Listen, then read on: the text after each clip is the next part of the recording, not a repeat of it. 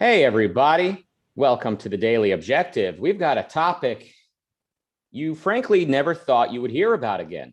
It's called We're Almost There, but Then We're Not. Paraphrasing here. So listen, everybody, just when you think it's finally over, this is like a horror movie, right? This is like Chucky the doll. You kill him one day and then the next day he appears again. And then you actually completely destroy any remnants of this doll. But guess what? The plastic was melted and ended up getting dripped into another plastic melting part of the factory, which then was turned into a new doll. You just can't get away from this thing. So the lockdowns in England, and I don't mean just lockdowns, I mean masks requirements, social distancing guidelines, and probably capacity limits in England or in London were just about to end. There was a date for it to finally be over, I think. And then guess what? Oh, we just need another month of this shenanigan. And I'm guessing it has something to do with the Indian variant. I wish I had my sitar right now. It's always the Indian variant. I'm kidding. I really have nothing against India or any of its inhabitants. Here to help me understand even more about the situation is a guy who does plenty of research. He's actually read 7 books in the time that I've been doing this opening monologue. Please welcome Nikos Sotirakopoulos. Thank you, Rucka. So the too much expected opening did not happen. But today, mostly what I'm interested in is what this signifies for the future and for the new normal. So I wouldn't put too much emphasis on the stuff that, the UK is still in lockdown, because in some ways it's one of the most open countries in Europe in terms of what people can do. So I'm not so much worried about what are the things that I cannot do, but I'm mostly worried about what this signifies going on forward and what was actually the legitimization for this to continue. So first of all, what is the situation? The situation is that still the venues cannot operate in capacity. And this practically means, for example, that the pubs cannot be full, people cannot stand in the pubs. And this basically means that many companies operate at a loss. And this has been happening for a long time, but maybe it was not noticed so much because of the furloughs and because of the government help. But of course, the question is, how long can this go on? Now, the main thing, though, that is still a major restriction besides this is, of course, traveling. And there is no light at the end of the tunnel for traveling in the UK. There's still, I think, no major European country in the green list. I think Israel is in the green list, but that's the only country which is usually a massive, let's say, tourist destination. Every other country is in the amber list, which means that if you visit them, if you go back to the UK, you have to quarantine for 10 days and take some tests. And some countries are on the red list, which means that if you return from them, you have to stay in a government-approved hotel and pay a significant amount of money. Now, why is this a big issue? It is a big issue because although there has been a rise in case due to the so-called Delta variant, mostly known as the Indian variant, but apparently we cannot say this anymore, so the Delta variant. But from what we know, vaccines seem to be doing a good work against the variant, particularly 2 doses. So what people are asking is this: are we now in a situation whenever there is the slightest danger, a new variant or a slight rise in cases, the government automatically is going to follow the procedure of stricter measures? And the answer is unfortunately yes. The answer is that this is where we find ourselves. We found ourselves that this is the new normal. And why is this important? This is important because more and more opinion makers and more experts and bureaucrats and government officials and administrators say that, well, this is not necessarily that bad because this can help in some other ways. So my short introduction is that for me, the most significant thing here is not that we're gonna be in lockdown for another month. The most important thing here is that once more, it is being established that the government can take these decisions, that has the right to take these decisions, and that we're still operating by the precautionary principle, which says we need to take measure in case something goes wrong, even if we haven't got yet proof that this thing can go very, very wrong. And in this case, it's the Delta variant.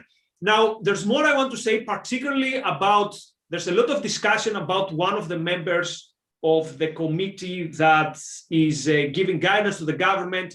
Apparently, she's a member of the Communist Party or something like that, and the right wing is making too much fuss about this. Like, oh, you see, now we have, this is what communists always wanted. And I find it very, very peculiar, but I'll leave this for the second part of the discussion, because I think this should have a portion of its own, because it's telling us so much about how silly basically the culture wars are today and how COVID has become part of these culture wars. But when it comes to the essence of the case, so here's my final point. A lot of people are saying, look, I was in favor of the first lockdown. I understood the first lockdown, but now we're taking it too much. Now is the time where we need to have some balance. Now is the time where we have to adjust and to balance interests.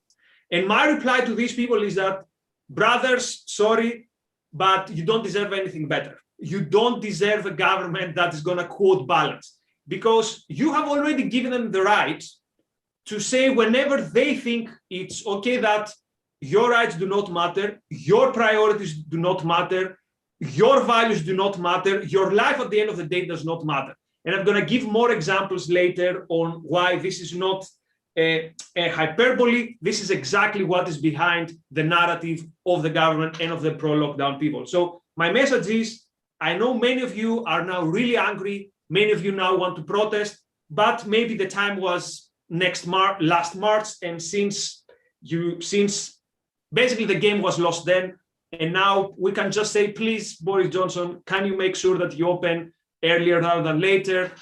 And that's where we found ourselves at. So what's the PC way to say the variant now, by the way? Delta. Okay. Delta virus, or the Delta variant. It's a bit like Anthem. You know, like in Anthem, everyone has these dry names. That's basically the situation with the variants. Or Brave New World. Oh, I haven't read that, but maybe I should. Oh, you got to read that. It's like the American equivalent of 1984 in a weird way. It kind of shows the sort of happy authoritarianism that we're probably headed for. CJ with $2 Canadian in the super chat says it's Toonie Tuesday. Thanks, CJ. That's nice of you. By the way, can we get some super chats to pay for Nikos' new setup? He's got a microphone. He's all, I mean, this is professional, guys. Thank you, everybody, for getting involved. Please consider becoming an Ayn Rand Center member, Ayn Rand Center UK member, to get exclusive content and also to help this thing grow. Have you seen what's going on in England, folks? Literally the whole chat room right now, or maybe not all of them, but most of them are my fans that I brought here today. Everyone else watching, can you please help us out? People are dying, not from the virus, but they're dying because they can't work. They can't work to eat. This is crazy, folks. I'm losing my mind. So listen, everybody, I'm losing my mind not because of the lockdowns, but because we keep having episodes about it. Can England please stop with the lockdowns and with the restrictions so that we don't need to do an episode about it? Okay, everyone is suffering. Direct question to you. Yeah. Do you think it's a hyperbole to say that this could go on for longer than now? So are we one questionable variant away from another lockdown? Or is this, by the way, it's a sincere question. There's a very good chance that the answer might be yes, this is hyperbole. But do you think that we're in a stage where the premises of the lockdowns have been so significantly accepted by everyone that it's mostly now a matter of whim, or a matter of who is the scientist who's going to have the loudest voice by the ear of the prime minister? So is this basically the new normal? Good question. You know, I remember hearing that China, they were considering a type of tax system where basically you give all your money to China and then they calculate what you get back. And of course, plenty of people around the world would love to have that, meaning governments and many citizens would be fine with it as well. Sadly, I'm sorry to say. I mean, it would start with make the rich hand it all over, and then we'll give them what we think they deserve back. But of course, eventually, before long, it would be for everyone. So I'm wondering, now jumping over to the lockdowns, I'm wondering if basically the default will be you can't leave the house.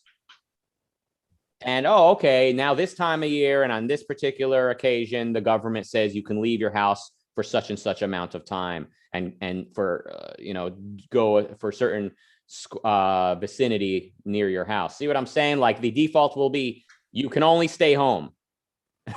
You can only go out to the grocery store. Like that'll be like the default. And then just like we're taking all your money and then you get some of it back. The default will be you can only stay home, and then we tell you where you're allowed to go and for how long and at what capacity with the amount of people. So I mean, it doesn't seem like they want the lockdown to end decisively. They don't want to see people dancing in the street and just getting back to life. That's not the goal. The goal is let's make this as slow and uneventful as possible so that we just continue to normalize lockdowns and restrictions and stuff like that. It really is psychological, I think. I mean, at this point, is coronavirus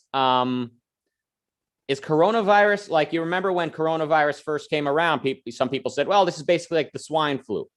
And I think, I'm not an expert, but I think coronavirus proved to be much bigger than the swine flu had been. But now that the vaccine has been out for a few months, is coronavirus nearly as troublesome as the swine flu? I would guess it's much less of an issue. And if to the extent that it is threatening people's lives, it's because they won't take the vaccine. So I would think at this point, there's no reason for any restrictions at all. At this point, if you're afraid of COVID, stay home. It's a free country. Stay the heck home.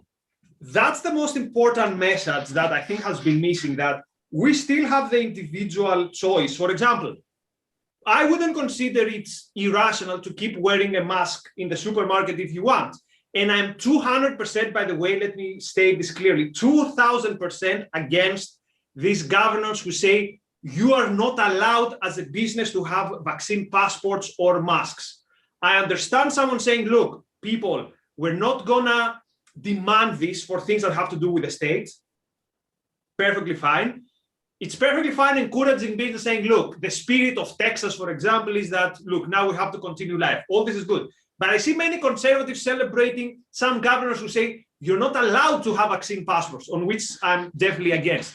But here's some interesting things that I found in the media that show a lot what is the ideology we're dealing with here. So when you said they don't want us to go back, now someone could say, who is this they? Are you people now in like Alex Jones territory? So here's a very interesting example that has caught the attention of many in the UK. And this is Professor Susan Mizi. And she is someone who is part of SAGE, which is the scientific body that is giving advice to the government. And it has got a lot of attacks from the people because they believe that, these are the people who basically got us into lockdown, which, by the way, it's 100% inaccurate. The people who got us into lockdown is, dear conservative friends, your beloved government of Boris Johnson. It's not the scientists, it's Boris who got us into lockdown. But let's talk a bit more about Professor Mizi. So conservatives are up in arms because it was revealed that Professor Mizi is a member of the Communist Party. And this is Professor's view about the future. So she said that it makes sense for some of the restrictions to go on almost indefinitely. And she was mostly talking about mask wearing. And again, you had headlines saying, communist scientific advisor wants us to wear masks forever. And I'll be a bit sympathetic to the professor because he said, look, what I said is you can find in other countries, for example, in Japan, that during flu season, they have these things. Or she said, look, the way back in the day, it was considered weird if you would collect the poo from your dog and put it on the bag. Now we consider it an issue of civilization. And let's do the same with masks. But here's what I found more interesting. she was asked about flights, and she said, look, actually, all these controls and restrictions on flights are not only related to COVID, they're also related to other problems we have, because it says aviation is also a problem when it comes to climate change. So here we have the perfect central planner's vision, which is we have these problems, and there's one problem which is preventing us from solving these problems, and it's people and people's choices. People are stubborn. People don't make the right decisions. Therefore, they need to be nudged. This is a behavioral psychologist. This is not a coincidence. They have to be nudged towards making the right choices. And now, again, everyone's going to be up in arms. Oh, see what the communist is doing. Here's my point. Dear conservatives, this communist advisor of your prime minister, when it comes to the fundamentals, is not really different from your prime minister, I will claim. They agree that society needs to be centrally planned, that society is too complex, and the problems in society are too complex, and therefore we need to have this philosopher king, some will say, scientist, other would say, expert, other would say, that need to move the pieces around. Also, both the quote communist advisor, but also your conservative prime minister agree that we cannot have agency when it comes to the big decisions about our lives. Should we be able to travel? Should we take the risk to go and hug our elderly parents, for example? No, this decision is not yours. This decision belongs to someone else. So please, before you start attacking Professor Nietzsche, maybe take a minute to think, when it comes to fundamentals, is he really different from our freedom-loving and conservative prime minister? My answer is probably not. Yeah, I agree. I mean, it's always nice to basically alienate a lot of the audience, even of a liberty-loving show like this. And every time we start to talk about the left and the overarching growing government, we need to remind people that conservatives are offering Republican pea shooters in response, as Ayn Rand put it in her book, The New Left. She said something like, you need something more than Republican pea shooters to answer these people. Quick super chat reading here. Jonathan Honig with $9.99 says, Nikos is hot. Am I right, people? He then says, if Nikos is hot, do a $1 super chat. CJ sends over $1 Canadian. So basically nobody agrees because $1 Canadian is 82 cents. But still, at least you got Jonathan. Chandler fan with €3 says, Rucka's Nucka's takeover objectivism, bro. Wow, that's an interesting sentence I never thought I would hear a few years ago. Marialine with $10 says, Rucka is hot too. All of you, actually. Wow, all four of you, she says. All four of us being what? Me, Nikos, Razi, and Nikos's beard basically has its own social security number. Jonathan then with $3.99 says, in honor of Marialine. I love this interaction between the super chatters. It starts a discussion, which is exactly what the world needs right now. Anyone has a comment or reply to any of these super chats, super chat over and let them know what you think. Yeah, so as far as conservatives are just, I don't even know what to call them anymore. Are they really conservatives?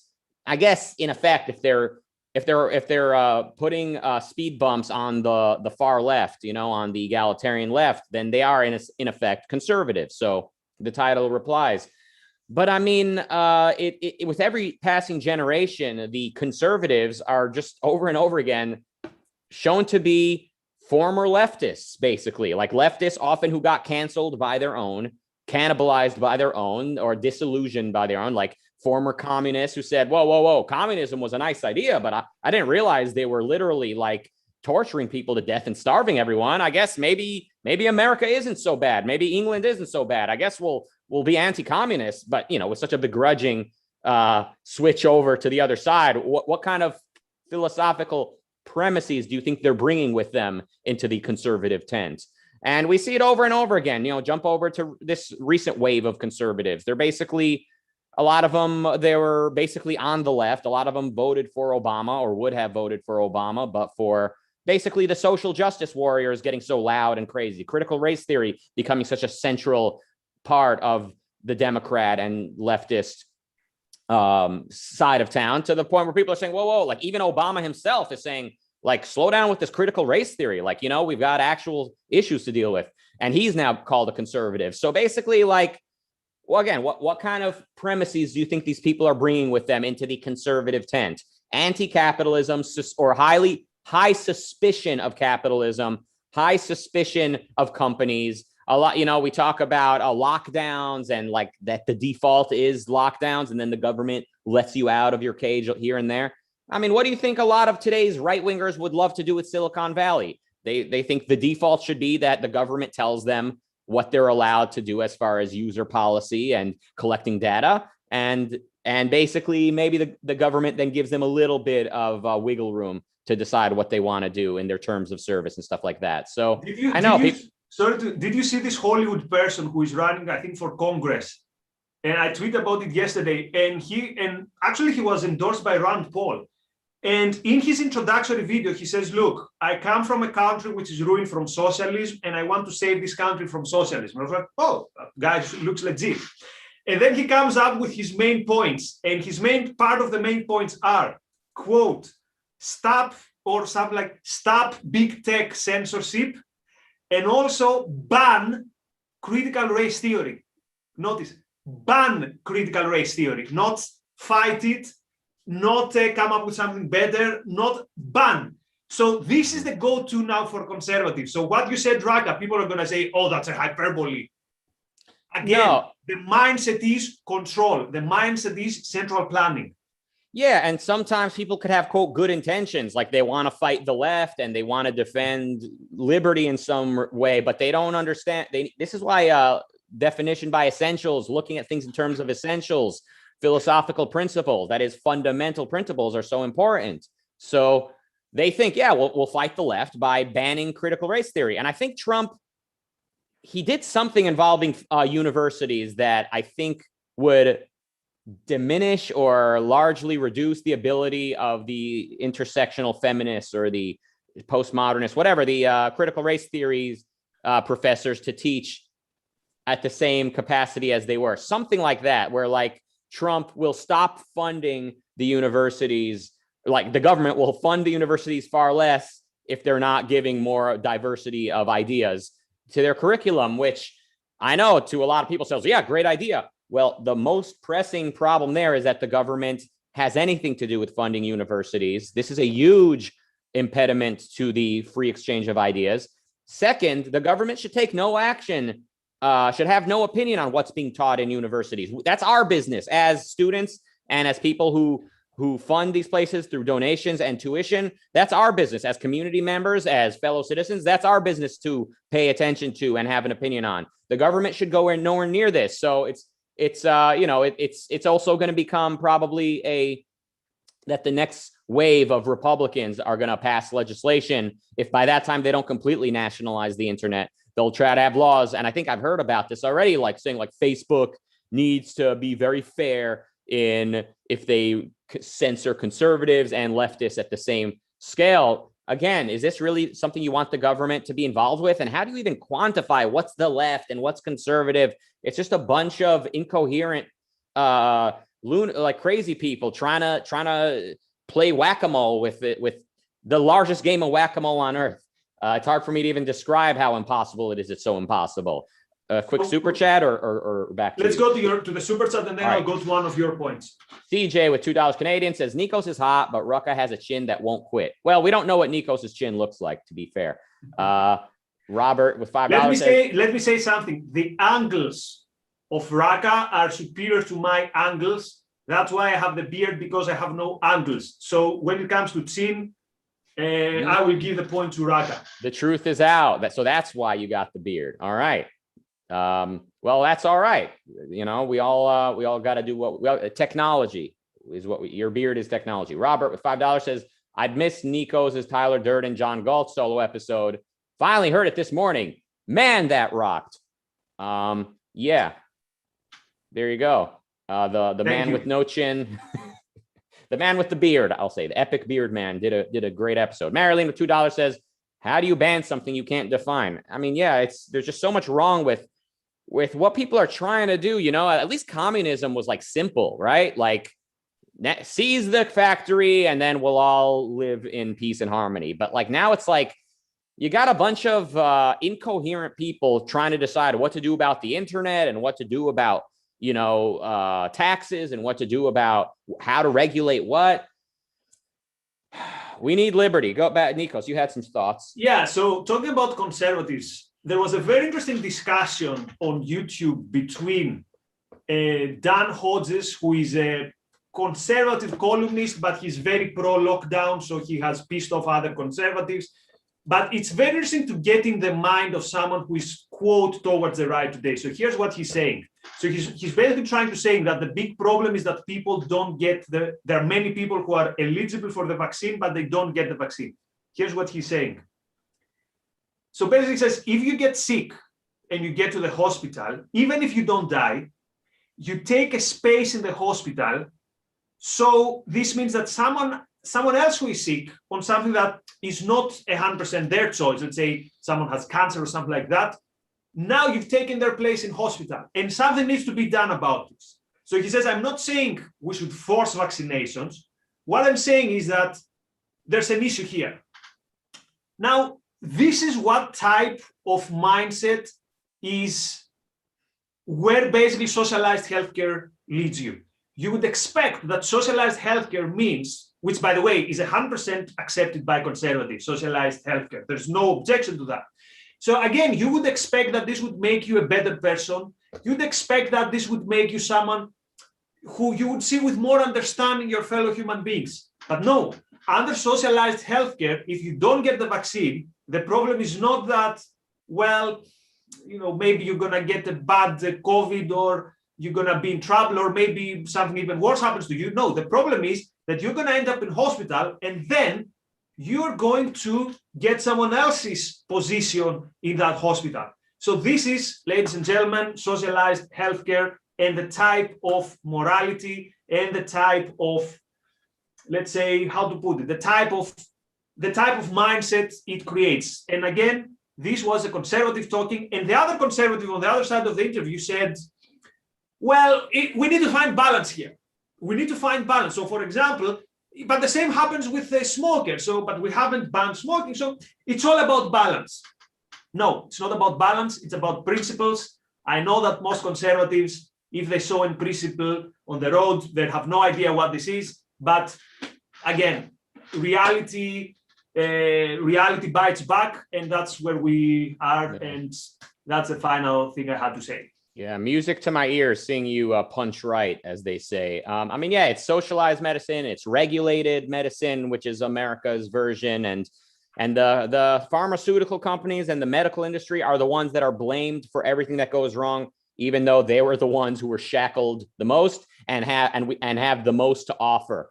So with coronavirus too, it's like, well, the government says you can't leave your home. Why? It's my life. Well, if you get sick, we're all responsible for you, whether you're in England, obviously, or in America, even here, like we're all sort of in this together in an effect to the degree it's regulated and we have Medicaid and all of that. And the insurance companies probably would have gotten blamed for a lot more, but I think they were probably very easygoing with taking care of people that got sick, hoping that the government would compensate them for that. But I would have to look more into that to find out. But if we had like a free market during this COVID thing, we would have much more of a case to say, let me leave my house. It's my life.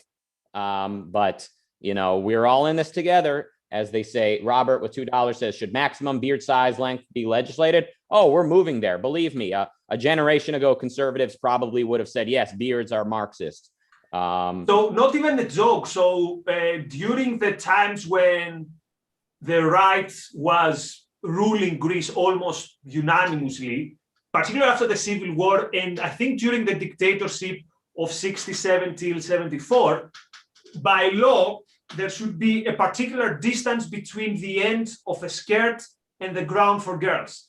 And I think for boys, it was a particular size of the hair, because otherwise you would be considered a hippie, which was the moral panic. So today it's critical race theory. Back then it was you're a hippie or a teddy boy. That was the term. You're a teddy boy.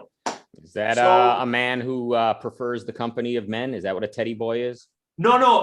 Teddy boy means it's, you listen to Beatles, you have long hair, which back then long hair means Okay. it was here.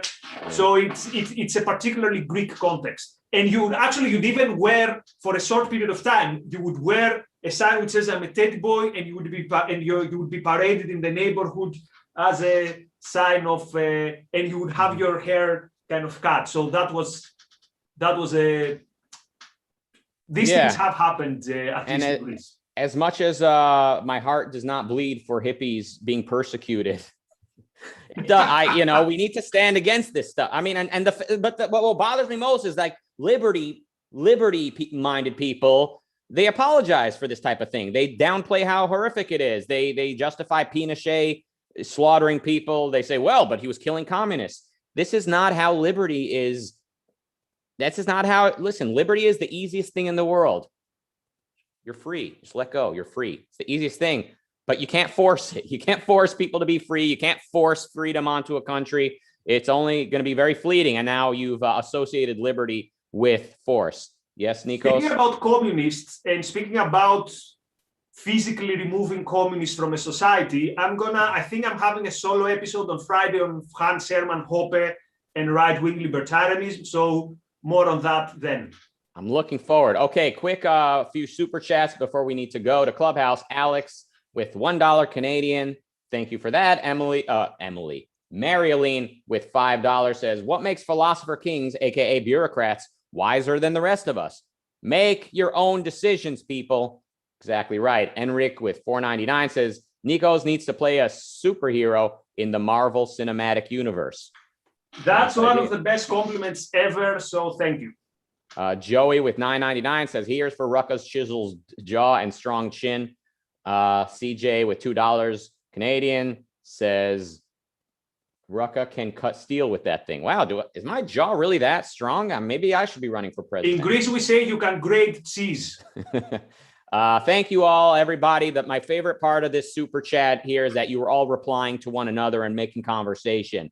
We are here to start a discussion, and that's exactly what we have accomplished. Thank you all. We're jumping over to Clubhouse, and guess what? At the bottom of this hour, or at the start of the next one, to put it positively, Yaron Brook is debating. Who's he debating this time? A communist, a fascist, a socialist, a hippie? He's actually debating a capitalist. But here's the catch. He's debating an Adam Smith capitalist. And Yaron is going to channel Ayn Rand capitalism. Thank you, Jeff, for the $10 Canadian. Beautiful to see. He didn't tell us whose jaw he prefers, but maybe that's all for the best. It's Yaron versus Iman Butler. Iman Butler in 27 minutes from now, or 26 minutes. I know. I'm the best at ending an episode, just standing here. So, yeah, you ever notice how hard it is to end the episode? All right, everybody, jumping over to Clubhouse. Thank you again for all the super chats. Thank you, everyone, for watching. Please leave a like, leave a comment, share, and consider becoming an Ayn Rand Center UK member, because Jesus H. Christ, Christmas, we need your help more than ever, or the world is, let's just say, going the same place as Pinochet's friends off the doorway of a helicopter in the middle of the sky. Work on it. Thank you, and goodbye.